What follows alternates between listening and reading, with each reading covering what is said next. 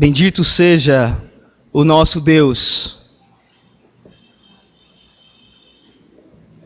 Abramos assim, queridos, as nossas Bíblias, no Evangelho de Mateus, capítulo 8, do verso de número 18, até os versos de número 22.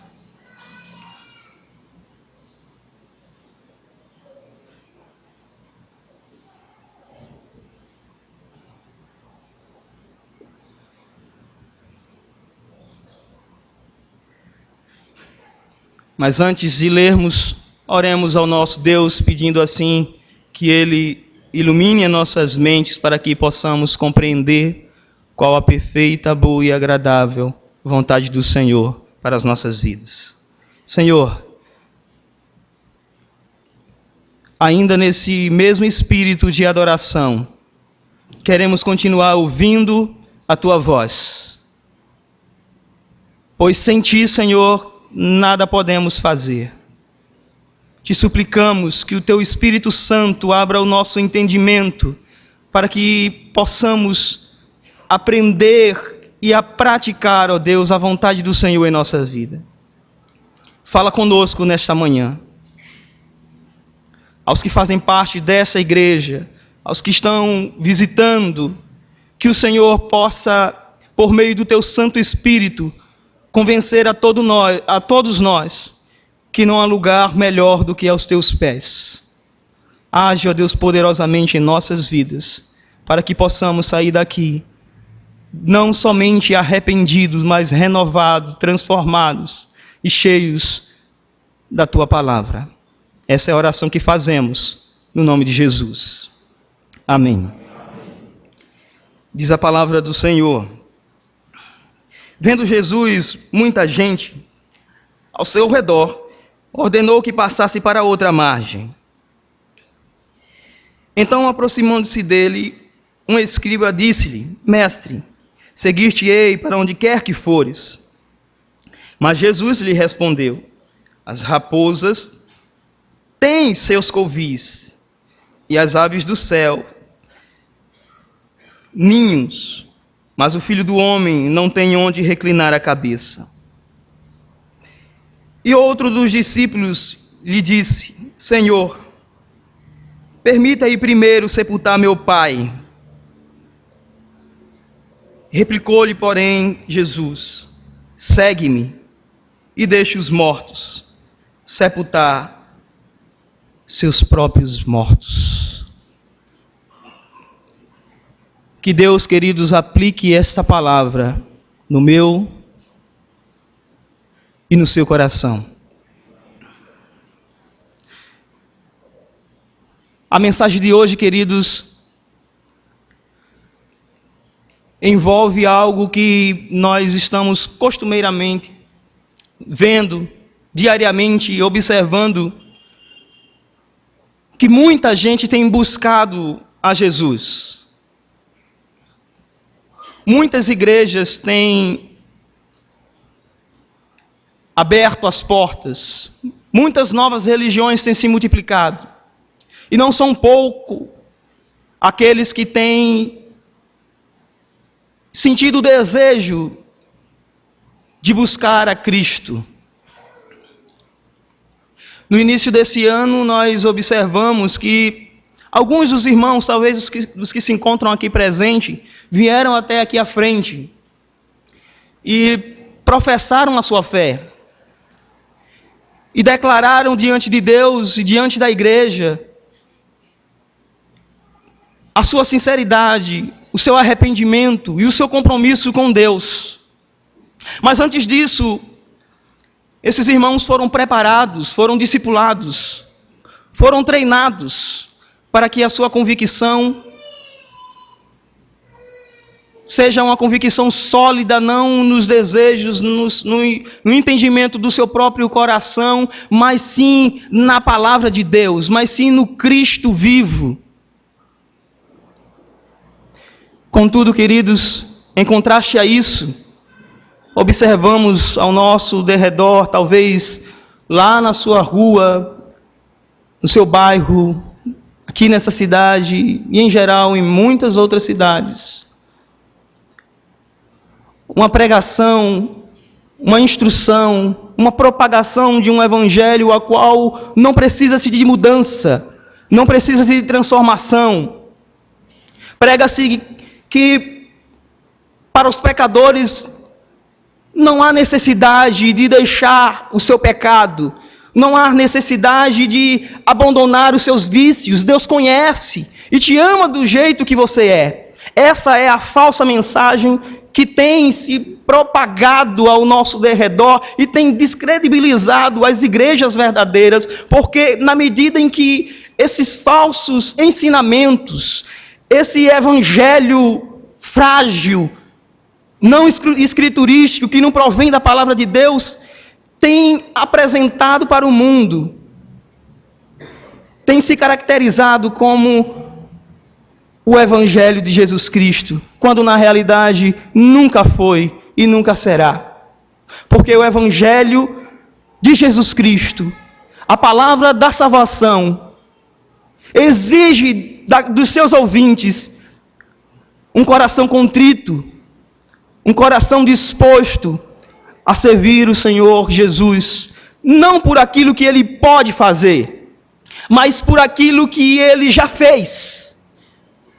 Quando na cruz do Calvário, Ele deu a vida pelos seus. O texto que nós lemos, ele traz exatamente um contexto a qual nós vivemos os nossos dias. Pois já naquele tempo, multidões iam à procura de Jesus. Estavam desejosos em seguir o Senhor Jesus Cristo.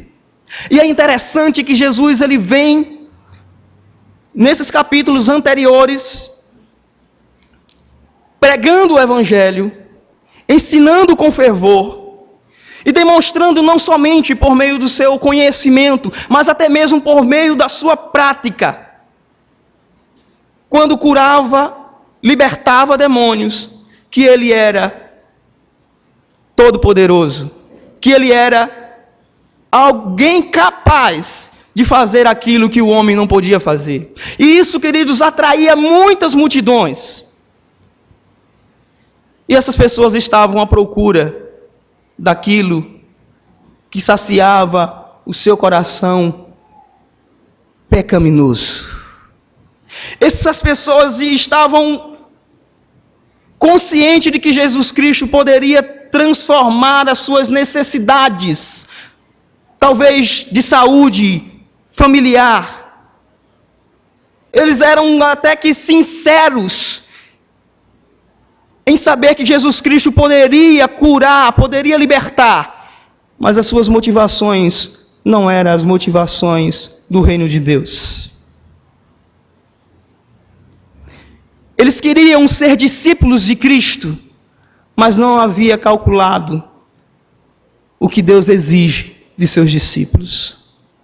Dito isto, irmãos, gostaria de meditar com os queridos no seguinte tema: o preço do discipulado cristão.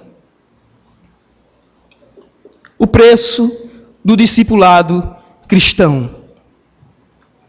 É bem verdade que nesta manhã eu estou vendo centenas de olhos olhando para mim, esperando a palavra que venha saciar os seus corações. Pois, na medida em que o pregador proclama uma mensagem fiel às Escrituras, os ouvintes devem ter na mente, no coração, que é o próprio Deus falando aos nossos corações. Então, primariamente, precisamos entender que, na medida em que a mensagem é proclamada com fidelidade, devemos ter reverência, estar atentos, porque é Deus que está falando com a sua igreja. Contudo, é possível que muitos dos que se encontram aqui presentes, pela pecaminosidade do nosso coração, as fragilidades da vida, os problemas que estamos passando, é possível que estejamos neste lugar à procura daquilo que Deus pode fazer e não por causa daquilo que Deus fez. Então, precisamos ter isso no nosso coração.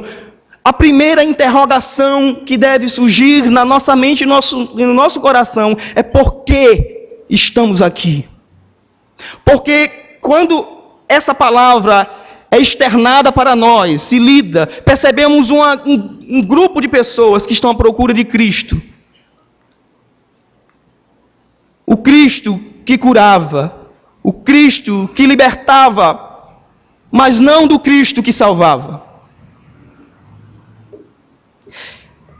E precisamos, irmãos, ainda termos em mente que seguir a Cristo exige de nós um alto preço.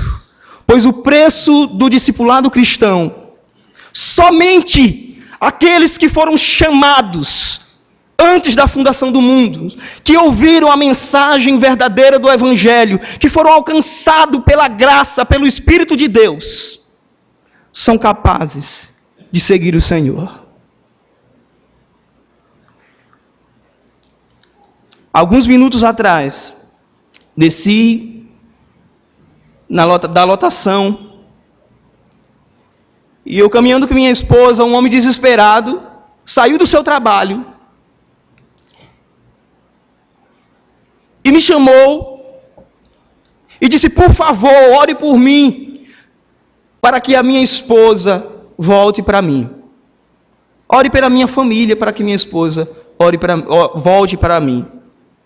Eu estou indo em várias igrejas, mas o que eu quero é que ela volte para mim. E quando nós olhamos para esse contexto, percebemos pessoas com as mesmas motivações, que estão indo à procura de Jesus, por aquilo que Jesus Cristo pode fazer, e não por aquilo que Ele é. Então precisamos, queridos, primariamente, entender quem Jesus é para nós. Esse texto mostra que o discipulado cristão exige um alto preço para nós. E a primeira coisa que mostra aqui no verso de número 18, 19 e 20, pois o verso de número 18, observamos que essa multidão vai até Jesus por aquilo que Jesus Cristo tinha já realizado. Vendo Jesus, muita gente ao seu redor, ordenou que passasse para outra margem. Mas o verso de número 19 e 20, 21 e 22, apresenta duas classes de pessoas que procuram o Senhor Jesus Cristo, que buscam ser discípulos de Jesus, pelas motivações erradas.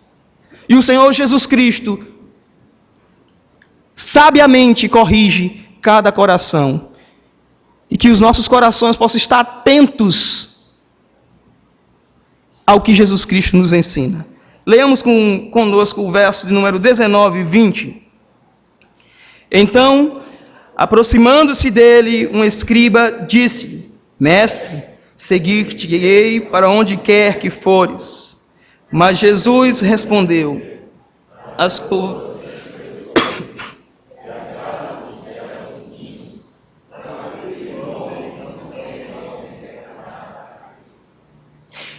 Perceba, irmãos, que nesses dois versículos há uma grande lição para todos nós, porque o discipulado cristão, primariamente, implica para os seus ouvintes, para aqueles que foram tocados pela mensagem do Evangelho. A primeira coisa que nos mostra aqui é que seguir a Cristo exige renúncia. Não tem como aqueles que ouvem o Evangelho e desejam seguir a Cristo viverem da mesma forma que outrora, em seus pecados, em suas mazelas, em seus desejos, que muitos deles estão muito distantes do Senhor. O primeiro homem que nós encontramos aqui, que representa essa primeira classe, são aqueles que desejam buscar o Senhor Jesus, ser discípulos de Cristo,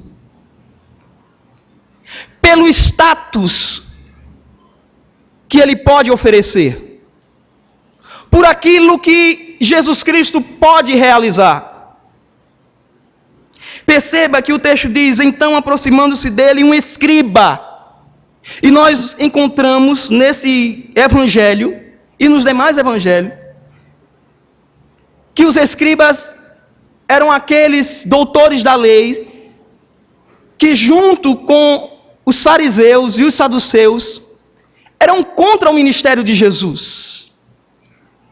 Os escribas, em especial, eram associados aos saduceus, que diferente dos fariseus, que focava-se em uma linhagem cega, de uma distorção da lei de Deus, os escribas, mesmo sendo doutores, eram associados a esses saduceus, que eram mais focados no poder político e eclesiástico do que mesmo obedecer à lei a qual eles exigia, a qual os seus ouvintes obedecessem.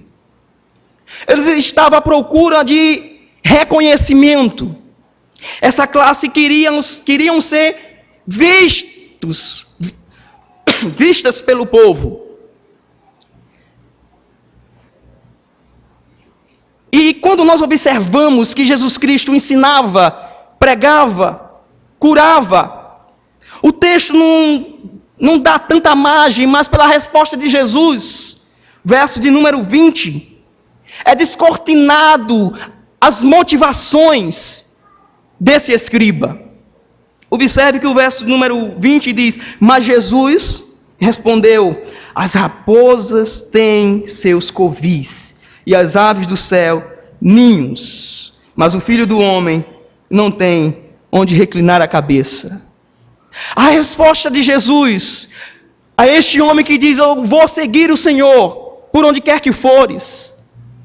Aos olhos da multidão, e talvez até no nosso contexto, poderia dizer que coisa linda, que coisa maravilhosa, mas o Deus que sonda e conhece os corações dos homens, sabia muito bem a motivação daquele homem, que no nosso contexto, naquele contexto, parece ser algo que estamos vivendo hoje. Pessoas que vão à igreja para pedir um emprego, que vão à igreja porque estão passando, assim como aquele homem que eu encontrei, uma solução imediata, como se Deus fosse uma geladeira cheia de comida que satisfazesse o nosso estômago e depois fechássemos e não quiséssemos mais saber dele. Jesus Cristo conhecia exatamente o porquê, qual a motivação a qual aquele homem queria seguir o Senhor Jesus. E quando ele diz, as raposas têm os seus covis, e as aves dos céus, ninhos, Jesus Cristo está derrubando exatamente tudo aquilo que ele tem projetado no seu coração, ao qual Jesus Cristo poderia dar. Porque Jesus Cristo, nesse momento do seu ministério, estava atraindo a atenção de muitos. E esse era um momento oportuno para aqueles a qual querem tomar proveito do Evangelho, do reino de Deus, para si mesmo, aproveitar essa oportunidade. Esse era o grande momento. E diferente dos outros escribas, que nós observamos que normalmente têm planejado, arquitetado a morte do Senhor Jesus Cristo, esse aqui busca aproveitar aquilo que Jesus Cristo poderia oferecer, poderia aproveitar para a vida desse homem ser reconhecido mais ainda. Mas Jesus Cristo mostra exatamente isso. Pois os judeus esperavam um Messias, a qual seria um governador, seria um rei. Israel seria dirigido por esse rei todo-poderoso. Mas Jesus Cristo diz, se você quer me seguir, você precisa abandonar Enquanto que aquele homem, vislumbrado pela mensagem do Evangelho, esperava de Jesus altos cargos, Jesus Cristo oferece o Evangelho. Jesus Cristo oferece a cruz. E é a primeira vez que esse termo, Filho do Homem, aparece nesse Evangelho.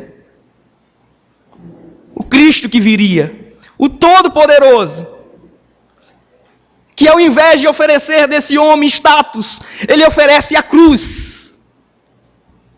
Ao invés de oferecer casas belíssimas, empregos, ele oferece menos do que raposas e aves tinham para si. Ele diz: as raposas têm os seus covis, e as aves dos céus ninho, mas o Filho do Homem não tem onde reclinar a cabeça. Isso, queridos, traz para nós uma chacoalhada nas nossas motivações de servir o Senhor. Pois o Rei da Glória, que pode nos dar conforto, abrigo, casas, dinheiro, filhos, empregos, amigos, ele oferece aos seus seguidores, primariamente, a cruz. E observe o que o Senhor Jesus Cristo diz em Lucas, capítulo 14, o verso de número 27. E qualquer que não tomar a sua cruz e vier após mim, não pode ser meu discípulo. E o verso de número 33. Assim, pois, todo aquele que dentre vós não renuncia tudo quanto tem, não pode ser meu discípulo. É preciso, queridos,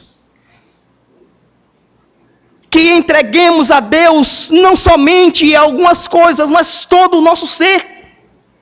Porque é possível que nos enganemos uns aos outros por algum tempo. Mas Deus, por nenhum segundo, podemos enganar. Deus sabe as reais motivações do nosso coração. E se acharmos somente que somos filhos de crentes, que nascemos no Evangelho, e que isso trará diante de Deus alguma coisa, estaremos enganando a nós mesmos, aos nossos pais, aos nossos amigos. E ouviremos naquele grande dia: afastai-vos de mim, vós que praticais a iniquidade. Pois seguir a Cristo implica renúncia. Renunciar aquilo que o nosso coração tem almejado nessa vida.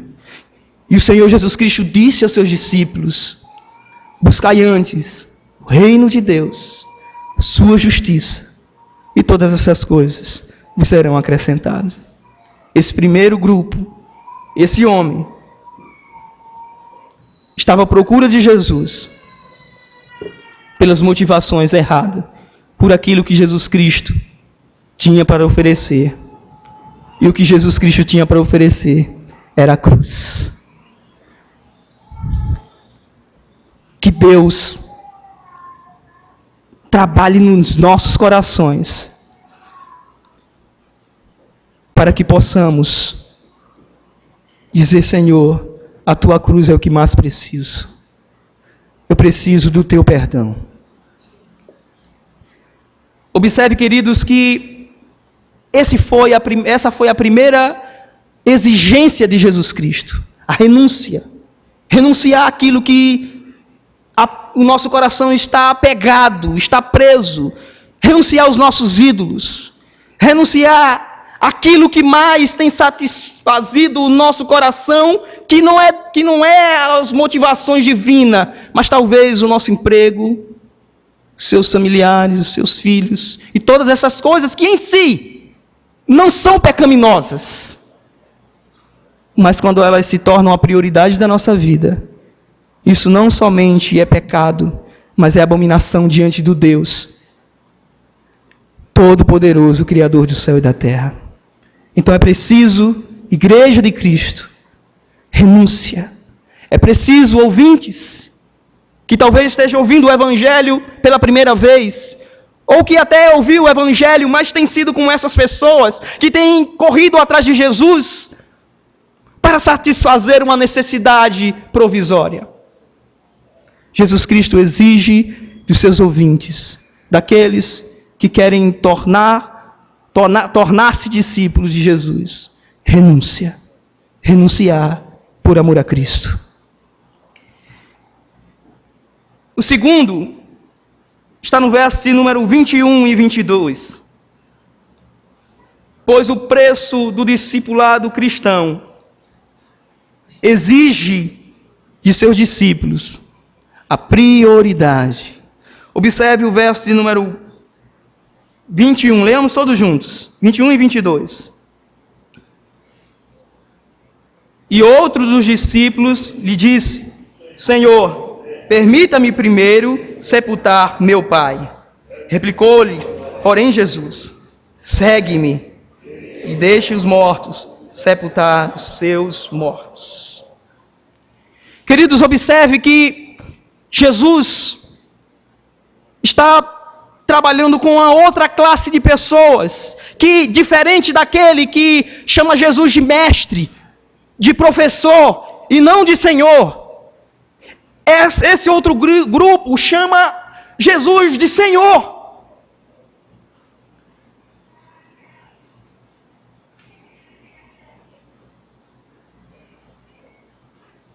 Primeiro deixa-me sepultar meu pai. Primeiro deixa-me fazer aquilo que é mais importante para mim. Há uma grande discussão com relação a esse texto.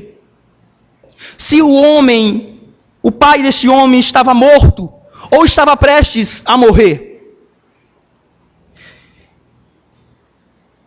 E na cultura judaica, sepultar os seus pais era não somente obrigação, mas uma questão de honra. E você vai observar isso em Gênesis capítulo 50, quando Jacó é morto, a morte de Jacó, e há todo aquele cuidado com relação ao seu enterro. Pois sepultar os seus mortos era algo que os filhos deveriam fazer, até mesmo os sacerdotes eram, para esse momento, liberado para sepultar o seu pai, a sua mãe, os seus filhos, os seus irmãos. Pois era algo que melhor dizendo, era algo abominável um sacerdote tocar num morto. Mas observe o que Levítico, capítulo 21, verso 1 e 2, nos diz. Disse o Senhor, foi Deus que disse a Moisés: fala aos sacerdotes, filhos de Arão, e diz-lhe: o sacerdote não se contaminará por causa de um morto entre seu povo, salvo por seu parente mais chegado, por sua mãe, por seu pai, por seu filho e por sua filha e por seu irmão. Então observe que até mesmo os sacerdotes, algo que era inegociável, algo que ele não deveria tocar para não se contaminar, Deus abre uma exceção para que até mesmo os sacerdotes sepultassem os seus parentes. Então, se dissermos que se entendermos que Jesus Cristo está tratando aqui de um contexto ao qual o homem está pedindo para sepultar o seu pai, teríamos que fazer um rebuliço muito grande para não levar Cristo à contradição com a sua própria palavra, pois Jesus Cristo é Senhor. Em Jesus Cristo dizer algo e depois aqui está contradizendo, está jogando fora aquela instrução dada à sua igreja no passado. Então, dentre essas circunstâncias, podemos entender que é possível que esse homem, o pai desse homem, não estivesse morto, mas estivesse talvez doente ou prestes a morrer. E a inclinação desse aparente discípulo era estar cuidando do seu pai até a hora da sua morte, e assim depois que ele morresse, seguir-se assim o Senhor Jesus. Mas seja qual for, seja se o homem, o pai desse homem estivesse morto ou não, o que precisamos estar atentos é exatamente o que Jesus Cristo está aqui tocando na ferida, na prioridade. É naquilo que esse homem está focado. Ele diz: Senhor, eu vou te seguir, mas primeiro deixa-me sepultar meu pai. Jesus está mostrando para esse homem quem deve ser a prioridade da sua vida. Seja se o pai morreu, seja se ele esteja doente, trazendo para o nosso contexto, seja se você estava doente, como eu estava semana passada e não estou tão bem, mas talvez você esteja com um problema de doença até muito maior do que muitos aqui. Talvez você esteja com um problema familiar que está aí apertado, com o coração dolorido. E que por causa disso, nas explicações humanas, sejam motivos de não ter mais tempo de orar, de vir à igreja, de seguir ao Senhor Jesus, de bendizer o Senhor neste lugar. Ou talvez temos conhecido pessoas que estejam nessa situação. Jesus Cristo está mostrando que para sermos verdadeiros discípulos, é preciso não somente renúncia da nossa parte, mas prioridade.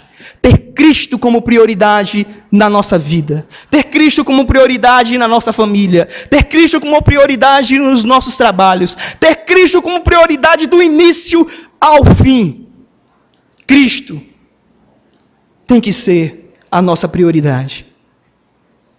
Cristo tem que ser aquilo que palpita o seu coração, que se alegra que mesmo no momento de enfermidade, no momento de situação difícil, você possa olhar para as Escrituras e ver um Deus que pode tirar o pecador daquele lamaçal, daquela situação difícil, porque Ele jamais abandona os seus discípulos. Renúncia é sinônimo de um verdadeiro discipulado. Prioridade é um sinônimo de verdadeiro discipulado. Quer ser cristão verdadeiro? Quer ser aprovado por Deus? É preciso que haja da nossa parte renúncia. É preciso que haja da nossa parte prioridade. Mas por fim, queridos, eu não li o verso de número 23, porque faz parte de uma segunda unidade, mas que está diretamente interligado com esse contexto.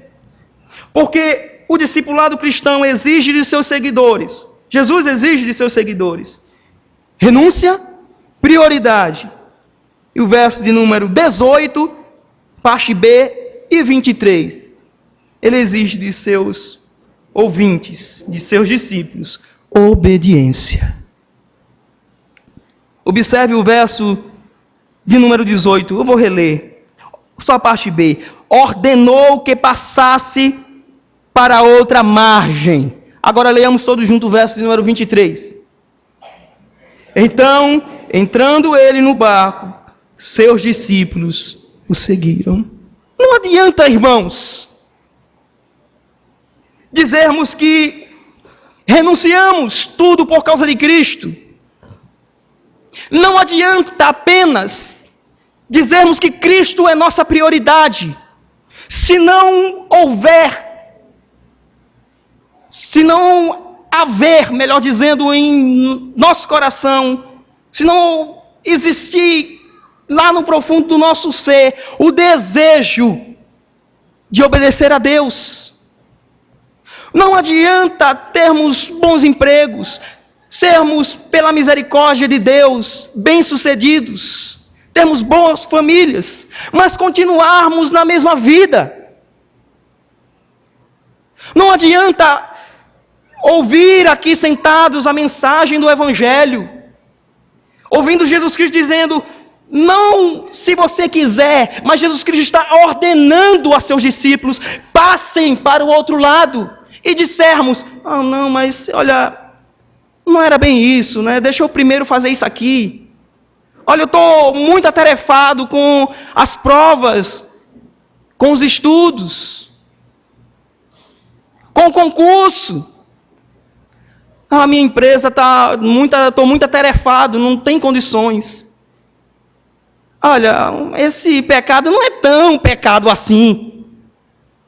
Ah, irmão, se agirmos dessa forma, isso é sinônimo de que precisamos voltar para a palavra de Deus, se realmente houve uma mudança de coração, arrependermos dos nossos pecados e voltarmos para o Senhor Jesus Cristo, não somente renunciando a essas coisas, não somente buscando Cristo como prioridade, mas obedecermos ao Senhor. Obediência a Deus, obedecer a Cristo, é o preço do verdadeiro discipulado. Seguir a Cristo, irmãos, exige de seus filhos, dos filhos de Deus, obediência plena. Obediência não apenas externa, não apenas que os olhos físicos possam ver, não faltar à igreja, participar das programações, jovens, estar ativos no louvor, tudo isso é importante. Mas se lá no seu íntimo, lá naquele lugar onde ninguém aparentemente está lhe vendo, não houver obediência, se não houver sinceridade de coração que emana de uma transformação que provém da graça de Deus, ah, queridos, nada disso, nada, exatamente nada, fará diferença diante de Deus. Pois aqueles que não obedecem ao Senhor Jesus, nunca conheceu o Senhor. Por isso, todos nós que estamos ouvindo essa mensagem, que possamos, não por meio das nossas próprias forças, porque é possível que você esteja ouvindo essa mensagem e diga: não, a partir de hoje eu vou me esforçar e eu vou conseguir.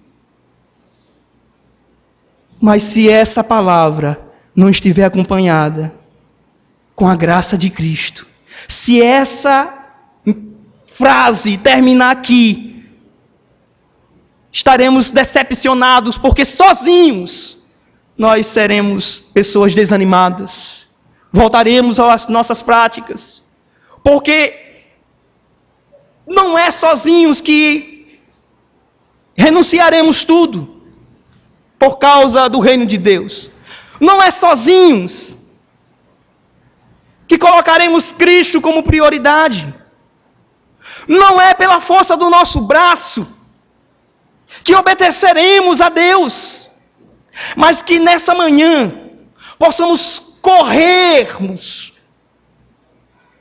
para o único que pode nos conduzir em triunfo. Que nessa manhã possamos correr para os pés de Cristo, aquele que nos substitui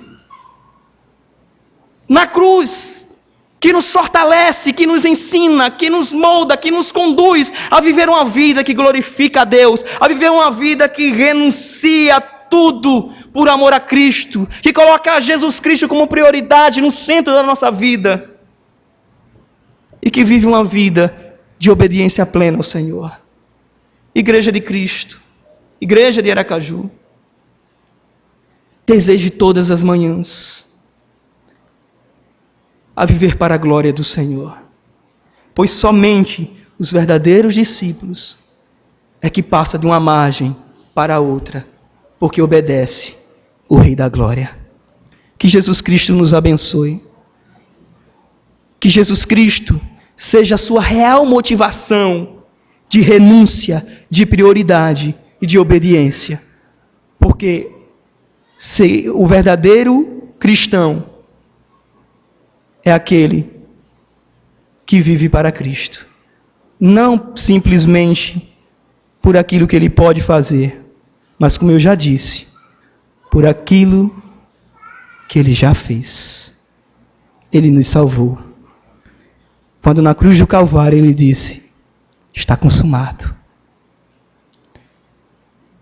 E quando diante dos seus discípulos Ele disse, eu vou, mas eu voltarei. Que esse seja a maior esperança. Que essa vida com Deus aqui na terra não se compara com o que Ele já tem preparado para os seus verdadeiros discípulos. Que Deus nos abençoe. Amém.